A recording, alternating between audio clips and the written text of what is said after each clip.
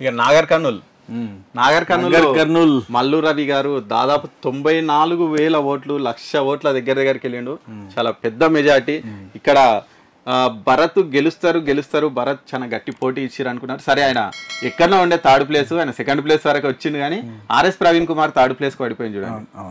ఆయన అంటే బీఆర్ఎస్ ఖచ్చితంగా గెలుస్తామని తీసుకొచ్చి ఆయనను అభ్యర్థిగా నిలబెట్టింది. కానీ ఆయన బలము పార్టీ బలం ఆయన ప్లస్ అవుతుంది అనుకున్నారు. కానీ అక్కడ కూడా ప్రజలు ఆయనను తీసి పక్కన పడేసారు. అంటే మెయిన్ ఆయన అప్పటి వరకు కేసీఆర్ను తిట్టి తెల్లారొచ్చి పార్టీలో కలిసి ఈయన పెద్ద గొప్పోడు అంటే ఎవరు నమ్మే పరిస్థితిలో లేరు. దురహంకారం కోసం నేను బయటకు వచ్చిన దొరకాడి బానిసలాగా ఉండి ఏ దొర లేదు ఏం లేదు, దొర నాకు దేవుడు అన్నట్టుగా మాట్లాడితే పబ్లిక్ అంత పిచ్చి నమ్మలేదు. అది ఆయనకి ఎఫెక్ట్ అయిపోయింది మొత్తానికి.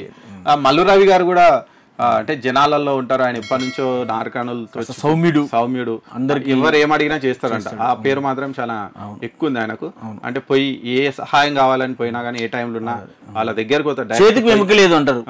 అంటే ఎవరు వచ్చినా కానీ ఇట్లా ఇచ్చే కానీ నీకు ఏదైనా హెల్ప్ కావాలన్నా ఆయన చేస్తారు అన్న పేరు అవుతుంది.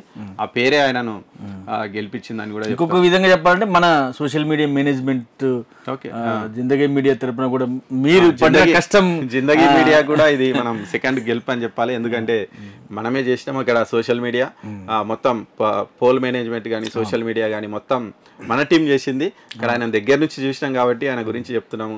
ఆయన సౌమ్యుడు, ఎవరు ఏమడిగినా చేసే స్వభావం అయితే ఉంది. అదే ఆయన గ్రౌండ్లో వెళ్ళింది. మొత్తానికి ఆయన భారీ మెజార్టీతోనైతే గెలవడం జరిగింది. ముఖ్యంగా మనకు కూడా ఇది ఒక అచీవ్మెంట్. ఇది కూడా మనం చెప్పుకోవాలి. మొదట ఎమ్మెల్యేగా ఒక విక్టరీ సాధించడం, నెక్స్ట్ ఎంపీగా కూడా మన social media management and polling management లో మల్లు రవి గారు సాధించినట్టుగా మనం చెప్పుకోవచ్చు. అవును. ఇక